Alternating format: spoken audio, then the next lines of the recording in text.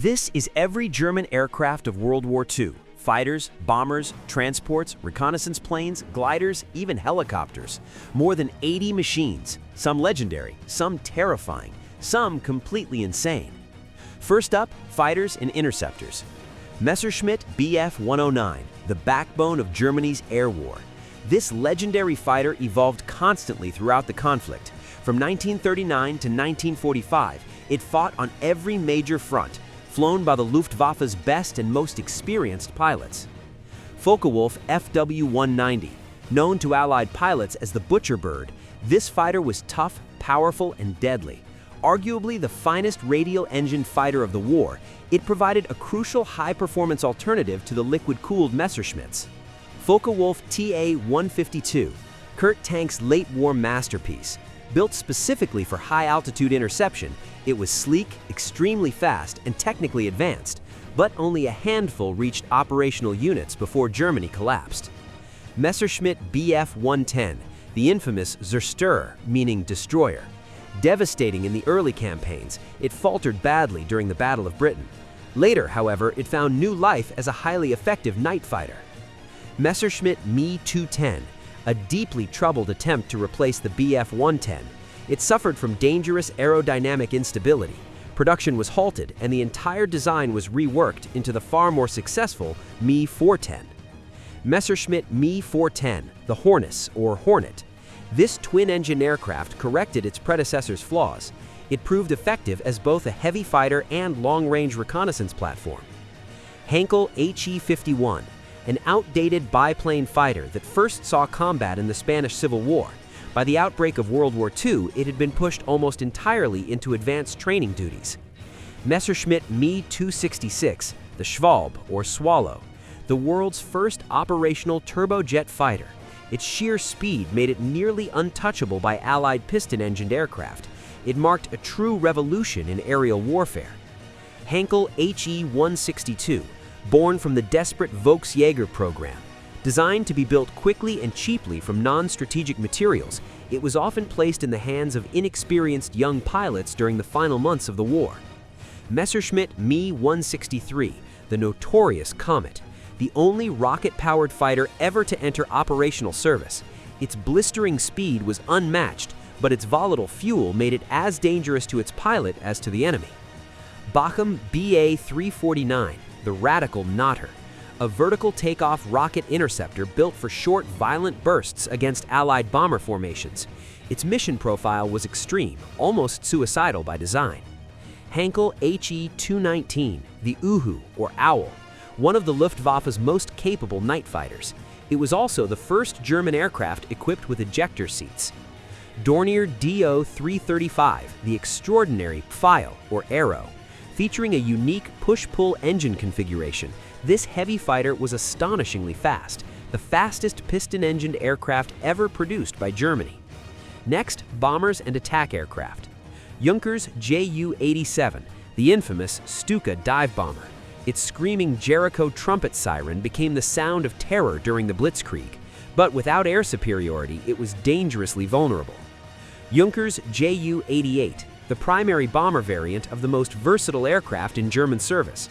Fast, adaptable, and multi-role, it carried level bombing, dive bombing, and torpedo strikes with equal efficiency. Junkers Ju-188, the Racher development, an advanced evolution of the Ju-88, featuring a redesigned glass nose and more powerful engines for improved performance. Junkers Ju-96, an early-generation bomber from the 1930s. Though limited in frontline use, it gained fame as a specialized high-altitude reconnaissance aircraft. Dornier DO-17, the Flying Pencil, a sleek medium bomber that depended on speed rather than armor for survival. Its narrow fuselage gave it a uniquely recognizable profile. Dornier DO-215, originally intended for export, this DO-17 derivative was absorbed into Luftwaffe service, where it played a key role in reconnaissance missions. Dornier DO-217, larger and far more powerful, this bomber served in multiple roles, from strategic bombing to night fighting and anti-shipping operations. It was known for its strength and heavy payload capacity. Henkel HE-111, one of the most iconic silhouettes of the early Luftwaffe, instantly recognizable by its glazed greenhouse nose. It served throughout the war as a bomber, transport, and even as a V-1 flying bomb launch platform. Henkel HE-177, the massive Griffin, Germany's only operational long-range heavy bomber. It was plagued by severe engine problems and notorious in-flight fires, yet it remained a crucial strategic asset despite its flaws. Arado AR-234, the Blitz or Lightning, the world's first jet-powered bomber and reconnaissance aircraft. It was so fast that interception was nearly impossible. Henschel HS-123, a rugged biplane dive bomber already considered obsolete by 1939, yet its durability and maneuverability kept it effective in close support missions until 1944. Henschel HS-129, the dedicated tank destroyer known as the Panzercracker. Heavily armored and brutally armed, it often carried a 30mm and sometimes even a massive 75mm cannon. FW-190F, a specialized ground attack variant built for the Schlachtflieger role. Reinforced with armor and capable of carrying heavy bomb loads, it was designed to survive intense anti-aircraft fire. FW-190G, a long-range fighter-bomber version. Some heavy armament was removed to extend fuel capacity, allowing deep penetration strike missions. Focke-Wulf FW-200, which Winston Churchill called the Scourge of the Atlantic. This long-range maritime patrol bomber hunted Allied convoys and coordinated U-boat attacks across vast ocean distances. Henkel HE-115, a dependable twin-engine seaplane. It operated extensively along coastlines, laying mines, launching torpedoes, and conducting long-range reconnaissance. Now, transport and utility aircraft. Junkers Ju-72, the legendary Tanti Junkers. This tri-motor transport was the tireless workhorse of the Luftwaffe. From Crete to Stalingrad, it carried troops, supplies, and wounded across every major theater. Junkers Ju-290, a powerful, very long-range four-engined transport and maritime reconnaissance aircraft. It evolved directly from the earlier Junkers Ju-90 design and extended Germany's operational reach far beyond continental Europe. Junkers Ju-160, a fast single-engined passenger aircraft from the 1930s. It saw limited wartime service, mainly in liaison and high-speed staff transport roles. Messerschmitt Me 323, the enormous Gigant, giant. This six-engined transport could haul massive cargo loads, including light tanks and tons of supplies, but its slow speed and sheer size made it dangerously vulnerable to enemy fighters. Arado AR-232, the Tausendfüßler, or Millipede, a remarkably advanced transport for its time, featuring a complex multi-wheel landing gear system that allowed it to operate from rough, unprepared airstrips with surprising ease. Junkers UU-90. Originally designed as a four-engine passenger airliner, it was converted into a military transport during the war. It later served as the foundation for the long-range U-290 maritime patrol aircraft. Siebel Si-204, a widely used light transport and multi-engine crew trainer.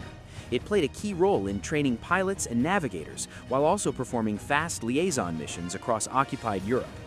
Messerschmitt Bf-108, the sleek Typhoon. This elegant low-wing monoplane was primarily used for rapid communication and liaison duties. Its design directly influenced the development of the legendary Bf-109 fighter. Fieseler Fi-156, the famous Stork. This extraordinary aircraft had exceptional short takeoff and landing performance. It could operate from tiny clearings and rough terrain, making it indispensable for frontline command liaison. Siebel FH-104, a modern twin-engine communications aircraft used to transport high-ranking officers quickly and efficiently between headquarters. Junkers W-34, a rugged and reliable single-engine utility transport. It was mainly employed in training roles and for carrying small but important cargo loads. Junkers W-33, an influential pre-war single-engine transport. During the conflict, it was largely used to train pilots who would later transition to larger Junkers aircraft. Heinkel HE-46, an older parasol-wing reconnaissance biplane. Mostly withdrawn by 1940, it still performed early scouting missions during the invasion of Poland. Klemm KL-31, one of several civilian light aircraft pressed into military service for basic communications and liaison duties. Clem KL-32, a slightly larger three-seat development of the Clem series. It earned praise for impressive performance despite its lightweight wooden construction. Clem KL-36, a four-seat touring aircraft originally designed for racing.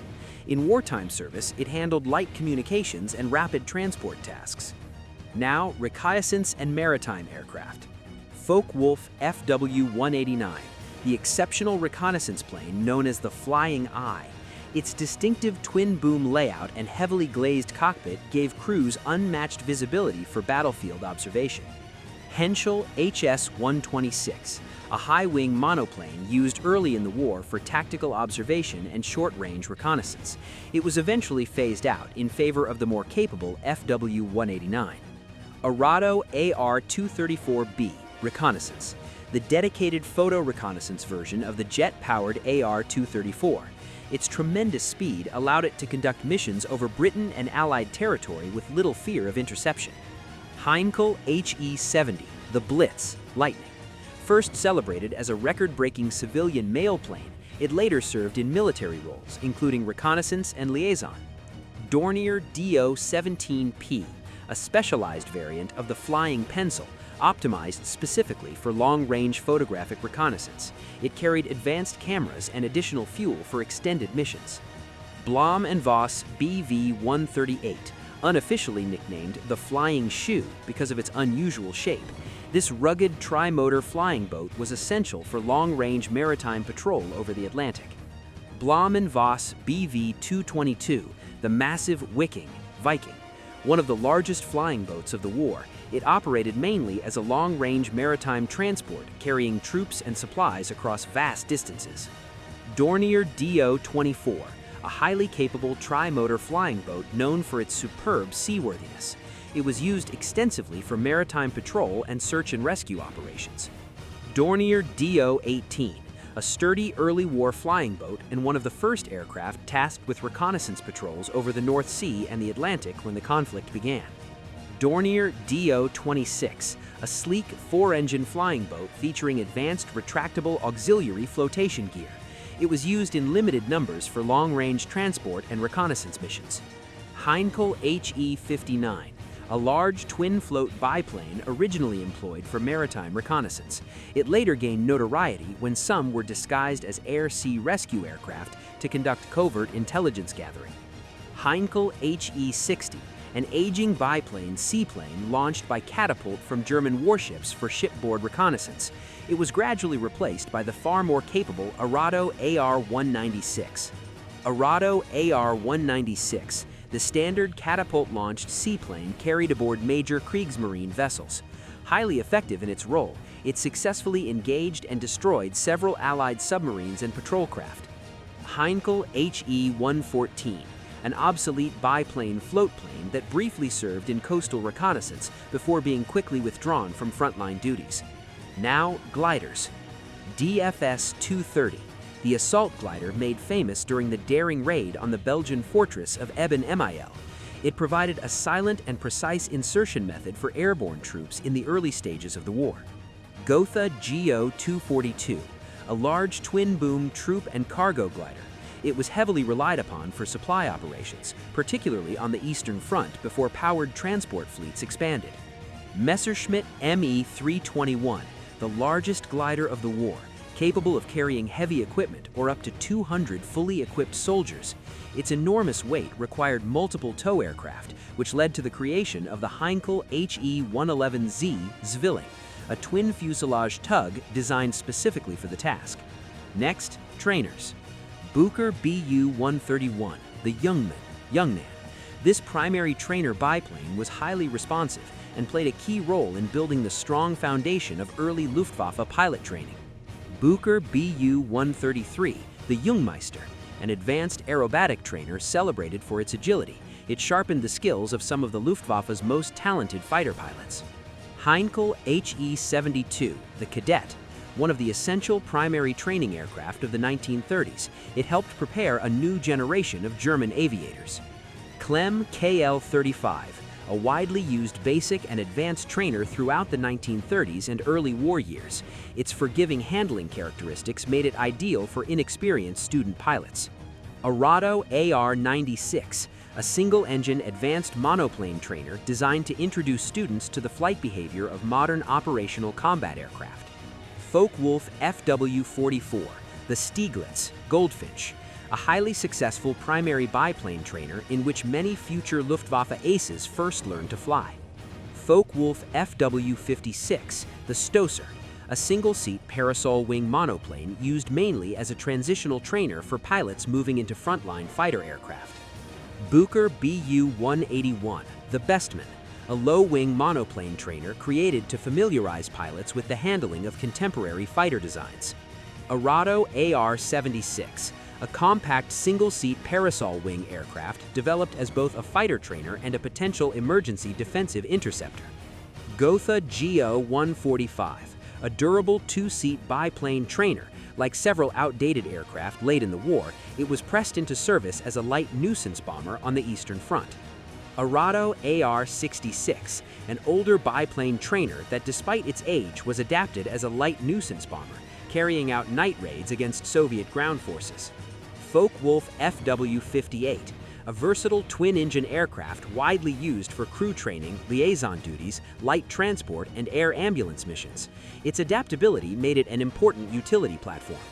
Siebel SI-202, a small civilian two-seater that was brought into service for initial flight screening and basic pilot training during the war. Finally, helicopters and autogyros. Focke-Achilgelis FA-223, the Dragon. A pioneering twin-rotor transport helicopter built in limited numbers, it demonstrated remarkable lifting power for its time. Flettner FL-282, the Colibri, Hummingbird, a groundbreaking reconnaissance helicopter that used the innovative synchronized rotor system. It was deployed aboard warships for maritime observation duties. Focke-Achilgelis FA-338, an unusual collapsible rotary wing kite carried by U-boats. When deployed while surfaced in the Atlantic, it provided desperately needed aerial observation far beyond the U-boat's natural horizon.